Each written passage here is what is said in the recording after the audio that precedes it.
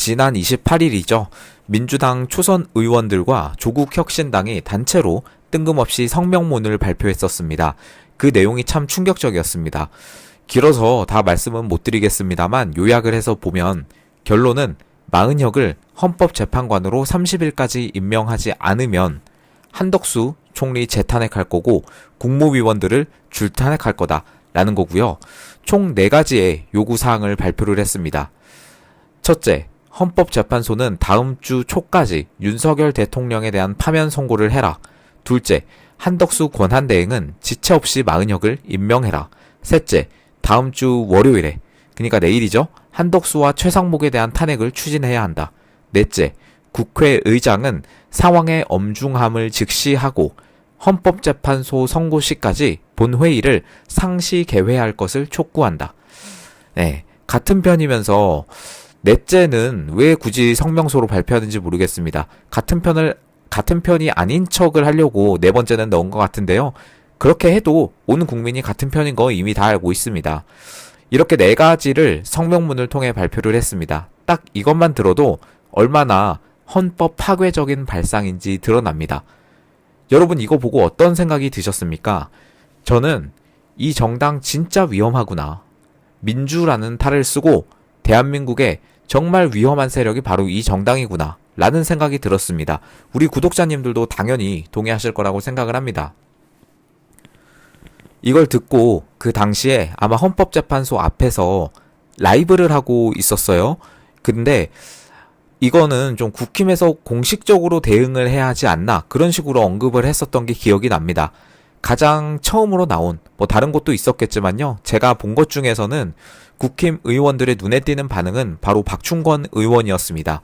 박충권 의원이 이때 헌법재판소 앞에서 그 릴레이로 피켓팅하는 거 그걸 하고 있었어요. 박 의원은 이때 국무위원 줄탄핵이 진짜 내란이고 총사퇴해서라도 막아야 한다. 이런 말씀을 하더라고요. 네, 맞는 말입니다. 총사퇴해서라도 막아야죠. 근데 총사퇴가 되겠느냐라는 건 또 다른 문제고 맞는 말인데 과연 이걸 진짜로 막을 수 있는 방안과 현실적인 문제에 대해서도 좀 알아볼 필요가 있어 보입니다. 그럼 첫 번째, 국무위원 줄탄핵 시나리오가 어디서 처음 나왔는가? 네, 이 쟁점입니다. 지난해 12월 23일입니다. 벌써 좀 됐죠? 김어준 유튜브 방송에 출연한 노종면 원내 대변인은 내란 사건 동조 가능성을 판단해 국무위원들을 한 번에 탄핵하는 방법이 있다. 국무위원 15명 중 5명을 탄핵하면 국무회의 의결을 못하고 지금 올라가 있는 법안은 자동으로 발효된다. 이렇게 언급을 했습니다. 즉 이미 작년부터 나와 있었던 시나리오라는 거죠. 이 이후로도 김어준은 몇 번이나 이런 식으로 이야기를 했습니다. 그러나 이때 기억나십니까? 윤 대통령님의 지지율이 아주 폭등하기 시작했고 2030들이 개몽이 되고 전 세대가 개몽이 되고 모든 지역에서 개몽이 되고 심지어 호남마저 완전히 난리가 나기 시작했던 때가 바로 이때입니다. 즉 민주당 초선 의원들의 이러한 성명문은 단순히 우발적인 것은 아니고요. 계획적이었다고 볼 수 있겠습니다. 그들이 밀어붙일 가능성도 충분히 있다라는 것을 알 수 있는 부분인 것입니다. 그렇다면 쟁점 두 번째, 굉장히 중요한데요. 만약 진짜 국무회의가 안 열리게 국무위원이 줄탄핵이 되어버린다면 저들의 주장대로 될 것인가? 라는 겁니다. 이건 사실 법리적인 문제로 볼 수밖에 없습니다. 예, 여러분 국무회의는요 필요적인 절차예요. 필요합니다. 매우. 어느 정도로 필요하냐면 필수적인 절차라고 볼 수 있겠습니다. 필요보다는 필수가 맞는 표현일 것 같은데 정부로 이송된 법률안은 반드시 국무회의 심의를 거쳐서 공포를 하든지 제의 요구를 하든지 즉 거부권을 행사하든지 그렇게 헌법으로 명문으로 되어 있습니다. 제89조입니다. 다음 사항은 국무회의의 심의를 거쳐야 한다. 헌법 개정안, 국민투표안, 조약안, 법률안 및 대통령령안. 그러니까 이거 모두 일반 법도 국무회의를 거쳐야 한다라고 명문이 나와 있어요. 그리고 53조 보겠습니다. 이번에 법률안에 의의가 있을 때는 대통령은 15일 이내에 이의서를 붙여 국회로 다시 돌려보내고 제의를 요구할 수 있다. 거부권을 행사할 수 있다. 이런 거고요. 즉 국무회의를 거쳐야 공포든 거부권이든 할 수가 있는 거예요.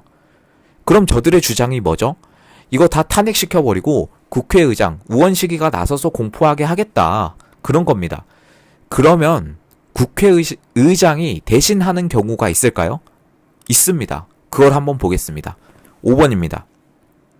요약하면 대통령이 15일이 지나도 공포도 안 하고 제의 요구도 안 할 때 국회의장이 하는 거고, 그러니까 이게 대통령이 없을 시에, 즉 국무회의가 열리고도 15일이 지나도 공포도 없고 제의 요구도 없을 시에 국회의장이 한다는 거지, 아예 국무회의가 없을 때 국회의장 권한으로 공포한다? 그런 뜻은 절대 아닙니다. 그러니까 지금 헌법 조항조차도 한 정당에서 국무회의를 아예 못 열게 만드는 그런 상황을 가정해 놓지도 않았어요. 영화보다 지금 현실에서 더 영화 같은 일이 일어나고 있는 겁니다. 대통령이 공포도 안 하고 제의 요구도 안 하고, 그러니까 대통령이 일을 안 할 때 국회의장이 해야 한다라는 거지, 국무회의 자체를 못하게 해야 한다, 또는 국무회의 자체가 일어나지 않을 상황 자체를 가정하지 않았다는 겁니다. 이거는 지금 헌법의 명문으로 나온 거예요. 이송된 법률안은 모두 국무회의를 거쳐야 하고 이걸 국회의장이 하겠다? 이게 내란이죠, 여러분. 다른 게 내란입니까? 이건 한덕수 총리가 계엄을 다시 하더라도 할 말이 없는 그런 사태가 지금 벌어지고 있는 겁니다. 이게 두 번째 법리적 해석이었고요. 그러나 여러분, 지금까지 법치가 잘 지켜지고 우리나라가 잘 돌아갔다면 이 상황까지 왔겠습니까? 안 왔죠. 윤 대통령님이 이렇게까지 결단을 했겠습니까? 안 하셨을 겁니다. 국민들이 이렇게 깨어났겠습니까? 깨어날 필요도 없었을 겁니다. 솔직히 말씀드리면. 지금까지 깨어난 것도 정말 기적인데, 그렇다면 쟁점 세 번째 보겠습니다. 그 민주당 의원들의 성명서 내용대로 그들은 왜 이렇게까지 무리한 주장을 했느냐에 대한 분석입니다. 그 가능성은 두 가지가 있다고 봅니다. 첫 번째는 여론 살피기입니다. 이 근거는 바로 이번에 이 성명서를 낸 의원들이 바로 민주당의 초선 의원들이라는 점에 주목할 필요가 있습니다. 그동안 민주당은 이재명이 꽉 잡고 있었고 그에 반하는 의원들은 목소리도 못 내고 바로 비주류로 넘어가는 것처럼 보였습니다. 그런데 이번에 초선 의원들이 갑자기 단체로 나서서 이러한 성명서를 발표를 하고 심지어 지도부는 쏙 빠졌다? 저는 일종의 여론 살피기 가능성에 초점을 맞추게 됐습니다. 지도부가 책임을 회피하면서 초선 의원들을 방패로 앞세워서 여론을 살핀 것이죠. 심지어 한두 명이 발표를 했었다면, 한두 명만 했었다면 여론이 그 의원들에게 집중이 됐을 겁니다. 아예 제기 불가능할 수도 있었어요. 그러나 이번에 한두 명이 나온 게 아니라 꽤 많은 숫자가 단체로 나왔습니다. 좀 이상하지 않습니까? 그동안 그렇게 시끄럽던 박찬대, 이재명 왜 참가를 안 했나요?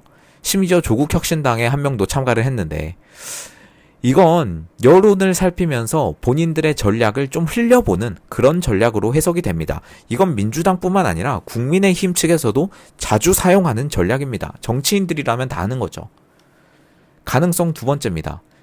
민주당의 강점이 뭔지 아십니까? 국힘이 좀 배워야 하는 강점이기도 한데요. 잘 뭉친다. 그리고 한다면 한다라는 겁니다. 여론이고 뭐고 지금 낭떠러지 앞이라는 것도 지금 바로 가장 잘하는 게 바로 저 민주당 의원들이에요. 윤석열 대통령님 복귀하면 본인들 다 날아갈 거 알고 있으니까 마은혁, 이 사람을 임명하지 않으면 안 된다는 거죠.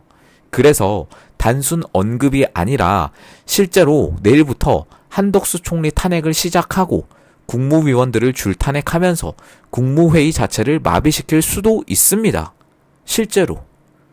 국무회의가 마비된다는 건요, 나라가 무정부 상태를 넘어서 지금 무슨 일이 일어나도 아무것도 못하는 나라로 만들어버리는 겁니다. 우리나라가 지금 어떤 국가죠? 세계 유일 분단 국가입니다. 이 상태에서 국무회의가 일어나지 않는다? 국무회의가 마비된다? 우리나라 아무 대응조차도 못할 겁니다. 오로지 그 마은혁 임명 하나를 위해서요. 그만큼 지금 민주당은 낭떠러지 바로 앞인데 이렇게까지 하는 겁니다. 일종의 최후의 발악 비슷한 거죠. 이 두 가지 가능성이 있는데요. 여러분의 의견도 한번 댓글로 남겨주시면 감사하겠습니다. 본론으로 다시 돌아와서 쟁점 네 번째입니다. 그들의 불안한 속내. 이건 너무도 좀 저희 쪽 입장을 대변하는 사람의 의견을 쓰면 좀 객관성이 떨어질 수 있다고 생각이 들어서요. 그래서 저쪽 사람이죠. 이재명의 법률 대리인인 법무법인 가로수 김필성 변호사의 글로 설명을 대신해드리겠습니다. SNS 글인데요. 좀 글이 길어서 역시나 다 읽어드리긴 어렵고 좀 요약을 해드리겠습니다. 첫 번째, 줄탄핵 문제에 대해 그리고 가장 중요한 거, 지금 줄탄핵이 이루어진다면 이것으로 민주당의 내란 범죄 시비가 일 수 있다는 것이다. 정확히 써놨습니다. 여러분, 탄핵은 징계 절차입니다. 각 탄핵 대상자에게 파면에 이를 만한 헌법이나 법률 위반 사항이 있을 경우 국회가 소추해서 진행하는 절차인데, 지금 줄탄핵을 주장하는 사람들은 탄핵의 목적으로 국무회의를 무력화시키는 것을 명시적으로 말하고 있습니다. 국무회의는요, 헌법기관이에요. 이걸 무력화시킬 목적으로 탄핵을 한다는 거예요. 내란죄의 구성 요건에 해당될 수 있습니다. 저들에게는요, 지금 안타까운 소식일 수도 있는데 내란 범죄까지는 아니더라도 이렇게 내란 선동죄로 고발이 가능해요. 실제로 국힘에서 움직였습니다. 제가 가장 이 소식을 듣고 강조한 게, 라이브에서도 말씀드렸는데 국힘에서 빠르게 움직여야 한다. 일반 국민은 힘이 없다. 이런 말씀을 드렸는데 웬일로 국힘에서 빠르게 움직였습니다. 권성동이 이재명 등 72명을 내란 선동죄로 고발을 했고요. 심지어 여기서 포인트는 이재명과 김어준도 고발에 추가했다는 겁니다. 제가 국힘을 많이 비판하긴 했습니다. 인정합니다. 못하면 비판해야죠. 근데 잘한 건 또 잘한다고 합니다. 이건 잘했고요. 간만에 빠르게 움직였습니다. 권성동은 이렇게 말했습니다. 이러한 초선 의원들의 의회 쿠데타 배후에는 이재명과 김어준이 있다. 김어준의 지령을 받고 이재명의 승인을 받아서 발표한 내란 음모다. 잘 말했습니다. 제가 앞에서 말씀드린 굳이 초선 의원들을 앞세워서 이런 성명문을 발표한 것, 정말 누구의 아이디어였을까요? 그리고 다시 돌아와서 김필성 변호사의 글 두 번째입니다. 줄탄핵을 한다고 해도 국무회의가 무력화될지 대통령 거부권 행사가 불가능할지도 의문이다. 네. 이거는 여러분, 대통령 법률안 거부권 행사는 헌법 제89조에 나와 있는데 아까 말씀드렸는데 국무회의 심의를 거쳐야 하는데, 제2요구권에 대한 규정, 거부권에 대한 규정이죠. 이것은 헌법 53조 자체에는 국무회의 의결권 요건이 없어요. 그래서 권한 대행이 국무회의 없이 부서만 받아서 제2요구한 후에 자기는 거부권 행사했다고 우기면 답이 없어요. 민주당 입장에서도. 이걸 두고 싸우기 시작한다? 그럼 헌정 자체가 무너지는 거죠. 그리고 국무위원 줄탄핵해도요, 권한 대행이 장관 임명하면 그만입니다. 국무총리는 국회 동의가 필요한데 다른 장관이나 국무위원들은 국회 동의가 사실 필요 없어요. 그래서 인사청문회 무시할 생각으로 임명 강행하면 방법도 없습니다. 이것을 부정해도 헌정이 무너지는 겁니다. 그래서 결국에는 실효성도 없고요. 이거는 내란죄 시비를 만들 수 있는 짓을 지금 강행을 한 거예요. 민주당 입장에서. 저는 여기서 민주당이 좀 중심을 못 잡고 있구나라는 것도 다시 한번 생각이 됩니다. 그래서 권성동 이 국힘 대표가 이걸 좀 캐치하고 한 게 아닌가라는 생각이 듭니다. 네, 그리고 세 번째입니다. 줄탄핵을 하면 국회가 행정부 권한을 가져올 수 있다라는 주장이 있던데, 그건 아무런 법적 근거가 없는 소리입니다. 헌법에 그런 말 없고 어떤 법률에도 그런 말 없습니다. 여러분, 이걸 저희 측 사람이 말하는 게 아니라 저쪽 사람이 말하는 거예요. 네, 여러분 생각하면 이건 당연합니다. 그런 규정이 있으면요, 입법부를 장악한 정당이 국무위원을 전부 탄핵하기만 하면 다 행정부까지 장악할 수 있다는 얘기 아니겠습니까? 그런 미친 규정이 헌법이나 법률에 있을 리가 없습니다. 네. 여러분, 그럼에도 불구하고 저쪽에서 밀어붙이면 어떡하느냐. 여러분 어떻게 생각하시나요? 이제 당장 내일부터 또 시작이 됩니다. 어찌 보면 오늘 아침부터 바쁘게 수싸움이 돌아갈 겁니다. 한덕수 총리 먼저 탄핵될 수 있습니다. 현실적으로요. 그리고 그들은 한 번에 국무위원들을 탄핵시키는 게 아니라 마은혁을 임명 안 하면 시간차 공격으로 탄핵을 시키겠죠. 지금 최선은 국힘에서 계속 이렇게 나서서 막아주는 거, 그리고 한덕수 총리가 150석이 아닌 200석으로 버티는 것이 가장 현실적인 가능성이 될 수 있겠습니다만, 저들의 꼼수 탄핵을 보면 일부러 200석으로 안 하고 150석으로 하면서 장관에 대한 이유로 탄핵을 시켜요. 최상목 탄핵건도 그렇고. 여러분, 이게 참 수싸움이 엄청난 지금 상황이라고 보면 되겠습니다. 지금 권성동 의원이 이렇게 움직이는 것에 대해서 많은 분들이 좀 의외다, 그래도 그 쌍권이라 좀 찝찝하다, 이런 말씀을 하시는데, 뭐 일단은 저도 그거에 대해서는 여러분의 마음과 일치되고요. 조금 지켜볼 필요는 있다고 봅니다만, 일단은 이거를 잘 캐치해서 막은 거는 뭐 저는 여기에 대해서까지는 비난하고 싶은 마음은 없습니다. 좀 권성동이라는 사람이 그나마 좀 대통령 탄핵 기각에 대한 냄새를 맡고 이렇게 움직인 것은 아닌가?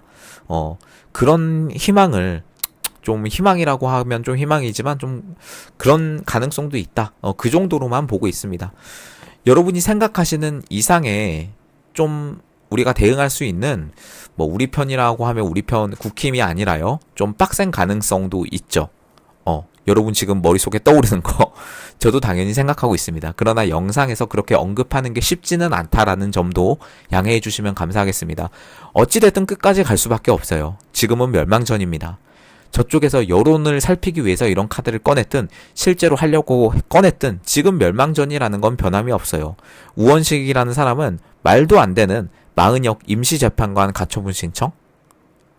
헌법재판관을 임시로 한다고요? 무슨 파트타임 알바입니까?